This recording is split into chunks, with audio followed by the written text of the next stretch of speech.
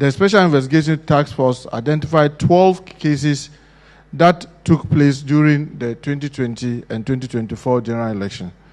These cases had resulted in 15 deaths across the country, and well over 40 individuals got injured. Military personnel were also found to be responsible for 3 of the cases, resulting in the death of 3 persons when they intervened to restore calm to chaotic crowds.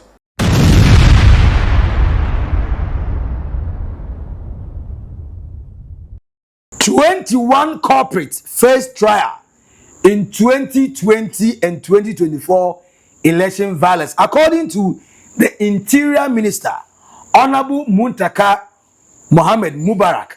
After John Dramani Mahama or other papa efeno IGP Dampare no investigation and go siaga Christian Tete Yohuno also by any of further investigation also emeto aso amanfo kura bi say because of that investigation na anye complete and ma Dampare kura yi ni free ho and the Christian Tete Yohuno so be no na enne ochena after the Ablekuma North eko to aso akosi akwatia no na ehu say aha baby aduru no ya ma enya ene de ade e ba be normal enti e say fight na end the election violence once and for all already na ebiasu ayewase West Wagon 2020 ebiasi Techiman eso e wo 2024 ene kaswa na wey anaya orders investigation, and according to the Interior Minister Honorable Muntaka Mohammed-Mubarak na ba beduru na 21 nipa baako 21 ana na face trial say omo akosa mamanfu awu ama mamanfu prapra pa. Now we know there, according to the Interior Minister Honorable Muntaka Mohammed-Mubarak, I can say we have seen great progress, and I want to commend the 13-member CID team for their tireless effort to ensure justice. We nipa baako 13 no me CID office criminal investigation department for say no mko investigate sanse me dey see no omo na dey findings we ni na aba enti nsam omo dey aba no omo naked truth and omo dey am the Interior Minister say on fire magana for now say no kre dey see any prempren ni krankran no ni na enye. Thank the team, a 30-member team from the CID department that has been working tirelessly to ensure that justice is served. So without further time, I'll just go ahead. So Government Communication Minister, the Deputy Minister for Interior, the Acting Chief Director, Minister of Interior, the Inspector General of Police, representatives, members of POMAG, directors from the Interior Ministry and the Information Service Department, members of the press, ladies and gentlemen, good afternoon to all of us once again. It gives me a great sense of duty to present to you all the outcomes of the report on the 2020 and 2024 election violence which occurred across various centers in the country. Ladies and gentlemen, elections in Ghana in recent times have been characterized by violence in various forms. In 2020 and 2024 general elections, we recorded some isolated incidents such as violence resulting in loss of lives. To address this recurrent and bring justice to the victims, the President, His Excellency John Dramani Mahama, directed the formation of a special investigative task force to re-examine cases of electoral violence fatalities, identify the causes, hold perpetrators accountable, and propose measures to prevent further occurrence. On January 16, 2025, the Inspector General of Police inaugurated a special task force within the Criminal Investigation Department, CID, of the Ghana Police Service. The mandate of the task force was to collaborate with the stakeholders to identify, review, and investigate all electoral violent cases that resulted in fatalities during the 2020 and 2024 general election. The Special Investigation Task Force identified 12 cases that took place during the 2020 and 2024 general election. These cases had resulted in 15 deaths across the country, and well over 40 individuals got injured. The report outlined detailed account of all the 12 cases recorded during the period. The detailed report, which has been submitted to His Excellency the President, also contains the various incidents, how they were brought or got to the notice of the police, and actions taken by investigators in line with the laid down investigation protocol and procedure.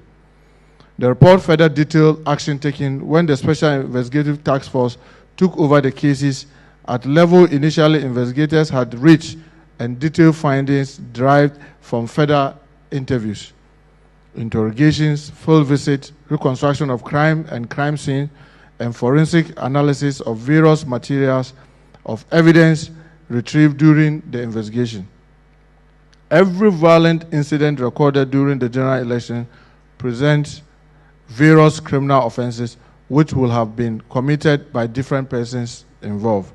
See, at Techiman South, the tragic injuries and death could have been avoided if the military had not used live ammunition to control the crowd. Techiman South, that's Techiman South constituency in Techiman. The observation of the task force are as follows: that the injury could have been avoided had the security personnel not resorted to the use of live ammunition for crowd control. The use of firearms by security personnel was not done under the command of a senior officer who could have ensured that appropriate rules of engagement were observed. Security personnel, especially the police patrol teams at the collation center, fired indiscriminately, and in some cases they directed fire at the escaping crowd. Spent shells could not be retrieved from the scene, as in the case of the Techiman. Immediately the day after the election, it rained heavily, and so they couldn't pick much from the scene. And no bullets or projectiles were retrieved from the bodies of the deceased to assist ballistic examination to identify which weapon caused the injuries or death. It made it difficult to bring finality as to who actually caused the injury and death for now. However, investigation will continue until justice is done.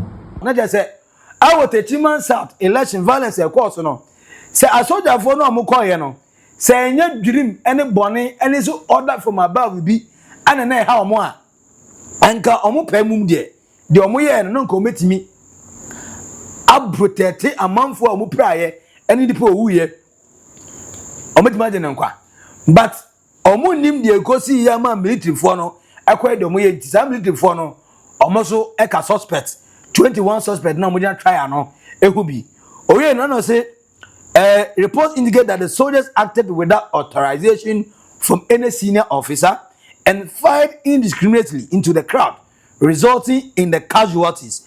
Into what a soldier for no in the meaning oman ti says omu senior officers name omu command say hey baby attack here be do no mun save my life enti mun save my life tuo no monto debi oman ti sa the omo ye and say omo ade omo pe and there is omo shoot tuo no bram and amount for my ebie di dem ne aye kasai all because of election and the way boni office na dia sa officers no omo kan omo a omo the 21 21 corporates na omo di na friends the trials na ye kwa akodi omo asem se ni na no court of competent jurisdiction kas modify the utilo ye dem ko nse wo mu anu sa owe na sa de to aso say so they kill someone, injured another themselves to create the narrative that I say Debbie anyway our Kumsin.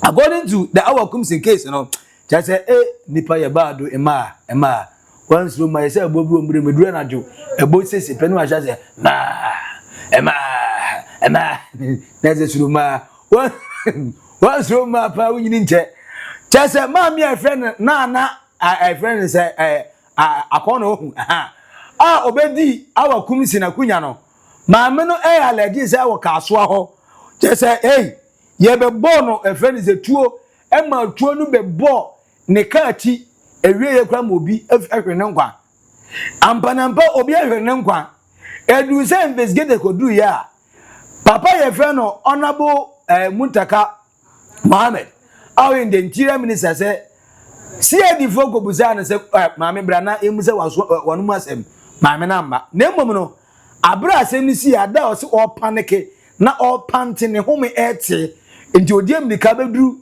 ese a friend say TV3 onua TV reporter and recording no na Captain Smart ni di nkomo no all confirm etu a na eto a bobo ne cars mienu enam ene de esi yema ayem hihie ne nkwa na ba ma obi ahwe ne nkwa no kwa of us na tini na enie na mom na enadue after say ordinary tie no tie according to Minister Honorable Muntaka Mohammed say maame no say omo hwehwe no onye ready oni ho ono the message was sent to omo na say asem ni say okura no oni grounds ho na ne pick up ni ho am say enti we za no ono mo be dia na mafa ne hodi kwasa na wodi nturo tere Ghana foni na say ya attack no eni nti obi afiri mawu nti ebia nipa nko neku no because how can say we attack you there's a video enye AI wawonum ton there's a reporter there's a presenter one wo na having conversation so two journalists from the Onya TV eni na gi nkomo enkomo di no wadi atuma my account the live commentary of what happened the we in investigation do so na but boy ye nka no kresa wa kunu sia ko huno sempenifobia ko hunu sema nkan ana se oba one emotions or the take decision we Ghana for wallahi lie ye be charge ama woman no baby o hye no obefisa no kre no e de aba but in some no o kan ye proud to election time no say ye attacking any na owie no the all country say dey bi na woni wompo bi no etuo ne kaye no me official mahindra na me yusu no party kan no eno na me timu bi no eno so ana etuo no e kaye enti womo etuo ne kan womo na womo ete kan na chi no womo te front na hefa no womo womo te echi na womo te me kan na echi ene etuo ne kan na chi say echira enye say echira obia ehu but kan na chi awiatum kan na echi pick up say pick up mahindra pick up it's womo te kan na echi ene na wo te hefa te back Captain tie me question ye ne busa ne mame cars na ye dodo sen ba ko ena ono awom bi dem rantie ne wachire ana se cars na ye dodo sen kan na ye mienu ba ko agi ani ena ba ko agi achire that's right yeah eti de anu mana de achire na etuo kan ye de achire no eti car no Land Cruiser black no e cross wo de na se be share montem e ba ye chi Ebaya di mechanic no mo start some fire. Wo car na said ye di wo car na chi no. There be me a mechano. Okay. Me a mechano. Patro na wona wo drive. Patro there be. Okay. Na me driver na na chikano. All right. Mo wo car na mo yesen na team. Na yeah. 6 na na tekanim. Okay. Na patro what two gunshot not a bed do be say. Yet say to be 3. Be do be 3. Okay. Yeah. Enti omo tutu wie no omo di mo chi be sam ho koya na so omo dane wo mo ho. Patro mo dane omo ho koye. All right. Ekuya ne nto aso. Okay, eti honorable saying anamo babe na wutu asat enumre ya we say akosu. Your friend police farmer. Omo abahose. Ama ya kasa. What is no? No, she was not. Omo befa. Eko. Na ya kekra. Police for escort me kano with their body. And omo te call. Your friend say me ni baby omo de call because I didn't go with them. Nah, the person make a check a party for in us ma omo shwe. They should start jubilating because we have won the elections. Hands down. Enti nipa na owi man no wu kwa. Wow, dey be ameka edu election kakra be die enti 100 cedis ni 200 ebi okura t-shirt keke ebi wa indomie ebi wa fried rice 15 Ghana. Nya di amount na odi gegegegegegegege mo pe adwuma bi nye. Na wa ye dede saa he ye ku nipa no kwa. Abuzefo anya hwe. Kai se mi kase nyina no. The 21 people mo trial no. According to the Interior Minister Honorable Muntaka Mohammed say John Demand Mama order say families na di share victims ni na ye ba be mo mu compensation emma uba no di share no unua no wo fa ase no papa no o ma me na na se wo yere no on ma back nemum at least ubehun say they see ye ka ubo ye de na nka nipa no wo betimi de contribute support abusua no when you kakra ama apata kakra at least 1% kura na better than 0%. But sani pay onya bi because according to Minister MP no onu all kwanta no need grounds ndie bi kura na enye ono a na je say enye election kura ni see but kai so obi so akasa fa ho interior minister eso asa address say government are recommending say compensation because the ama omo ye victims omo suffer injuries ni na no ye disika kakra ba go mo na che say ye ma buchefo no kwa mfa ka no we aban ka because aban before ewo home ana osi military personnel were also found to be responsible for 3 of the cases which resulted in the death of 3 people when they intervened to restore calm to chaotic crowds. Military personnel were also found to be responsible for 3 of the cases resulting in the death of 3 persons when they intervened to restore calm to chaotic crowds. And you see military force soldier for me and sa almost you say almost no omo ye involved say omo ku nipa baako me and sa bra na omo be say omo ma so wie eba bia na omo wo no nti enso nipa me and sa to omo ku mu ni na omo mafiri honum na no na former deputy speaker of parliament Joe Wise say hey Techiman South electoral violence na cause no ono de no ni say armed robbers and they shoot 2 criminals now more can was no Were you a bit disappointed that the president did not even speak at all about the people who lost their lives in the Techiman South constituency? I think that it is not fair for people to refer to an event without going back. What happened? Should the president just talk about if a criminal is shot, he's shot. The crime does not matter? I beg to differ. What happened? The president should stay out. Let the investigative people determine what happened. But I think it's not fair to insist that because somebody died, even if he was in the process of committing a crime, it becomes an issue. No, I beg to differ. Not even commiserations to the families? Hello? Do we commiserate with the families of armed robbers we shoot? Are the people who died armed robbers or are they criminals? Were they in the process of committing a crime? Let's determine that. These are thinking of any victim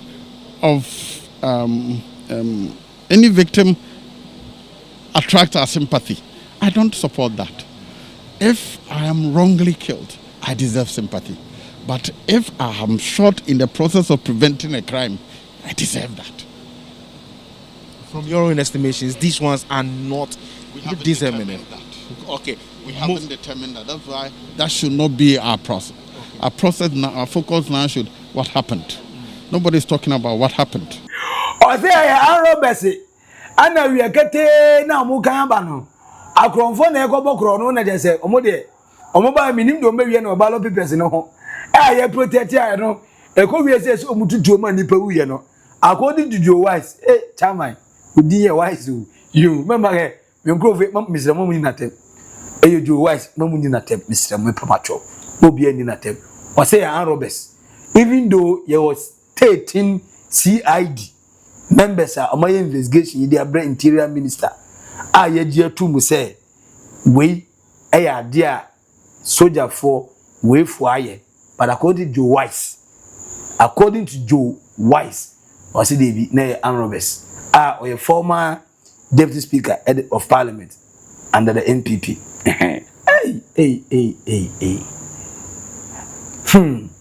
Interior Minister Honorable Muntaka Mohammed wakasa papa bebebe nemono ne kura ni na ni se mebisa de me da so e me ye awakum se mo side ho enti mami ampa yakuni pe kwa enti saa keke na uni ho edi ono ne emusa na we she's a parliamentarian mewa or that's a parliamentarian enti after say or making accounts your videos evidence this is what she was saying at that time leading to that investigation. Now she's saying she was not even there but like okay she can go, so the person who is dead is just dead. We youth and they see 2020 and 2024 they see wa kwatia esi wa Ablekuma North fatu hufo enkofa party t-shirt ne party cap enti enkojimi e wo street no so na uwu a wawu sa aponte kra wo mfaso chen sa aponte di uwu a still nkamofeze mushi ye kambom ne ye tese ya tena se ye chinchinga ne de pepe bia found ne da empusu ne are eno amanfo wi ma ne ye unless you are really serious now who say uwu na wo nkwase wu ye be se nkwase sie ne ye nkwase ye ahwe usukura banfu nsu because politics into no way na one say one because nobody is going to waste the tears on you me pa chow wo ye yuta fade ma mi aye fotu hofo nti na wa kumse ne ho so hwensi ye kwanya hwe the same thing nso ne nkade ko bu no Ablekuma North you ndi ze ne kra Ghana cantata country party sama ye ma mi hwe na ma mi ko saa na te mo no Ghana na ba ku say. But Ghana politicians say be sure say they will protect their own. Me no me no ye different Ghana. Ana omo so mo different Ghana. Nti me nya omo life mo. But emre ho ne kura no ebedadi am na yehu. Enti 21 suspects our trials. Omo di na court am be ko trial ne from the 2020-2024 election violence e course so our Techiman ye was West Wagon ana kaswa. And at the same time, John Dramani Mahama, His Excellency, John Kwame Nkrumah John Ababio said they be yet me ma omo prepare no omo press akwa enti eze kakra bi ese free aban mu di ko bia na so omo de ma enti compensation e dia koma sa nkrofo ya unfortunately the see e ma say ya bufo say ya buapayo say ya hyehye hu enti omo praye no ye be yini na e dia free ho na say ana report no etie say ogohwe omo a omprepra na bunu East Techiman South nipa 2 ene ewuye omo amunya injury 9 Greater Accra Odododiodio constituency number of death 2 omo ompraya 15 Greater Accra Ablekuma Central nipa ewuye 1 omo ompraya 4 Bono Banda nipa ewuye 1 omo ompraya 2 Bono Doma West the nipa ewuye 1 ana the ompraya esu 1 Northern Savelegu nipa ewuye 1 the opera nimpo omo ompraya 3 anu ye 2020 over 2024 2024 no ube piemu ewo 2024 Northern Tolon nipa baako ene wuye obi ampra Savannah Damango nipa baako ene wuye obi ampra Bunu East Nkransa South nipa baako ene wuye obi ampra per the report ewo an Ashanti region Offenso North nipa 2 ene wuye na 2 epraye an Ashanti Ahafo Ano Southwest nipa baako ene wuye ana miensa epraye inti the total number of death nipa baako do no 15 ene wuye in the 2020-2024 election nko ana baako 40 epraye na mese we a recorded one bidonyame ko de mi di mani hu kwanchen no mo praye bi to election na nyini paketwa they will prepare the report investigation at the 13 CID members at the Interior Minister Honorable Muntaka Mohammed-Mubarak go investigation no the omodi aba enuni e say we any reporter omodi akoma John Dramani Mahama we ni reporter Christian Tete Yehuno the IGP e de aba enti we ana omwe so e de adwuma but still omuntwa so omego so make sure say kakra aka bia no e se fata Ghana fusu bia no omode bebra ama Ghana for ehu enti mpa ne ebo se ne kura bedadi na ampanyampa ye beto aso adi ne kura ama Ghana for wu se ne kura enuni na election violence bia ensam to aso ensam famba bio for comment no eto comment section na say sign ana officer san ne mai ekoye be ba so aboa awakumsi ne ho so maame na o wini sit ne fra awakumsi no yenye ne den o ma nipa na wu kwa ba nipa 21 so for ya chi omo yere mo wa ko gina court wo de ananya wo de compensation eso be kwaso de amom for comment eto comment section na say subscribe like na share ma unya eso enye bi hwe edi no eye ba ko pe mass billion I will naked truth on all burger trends. Macro, bye bye.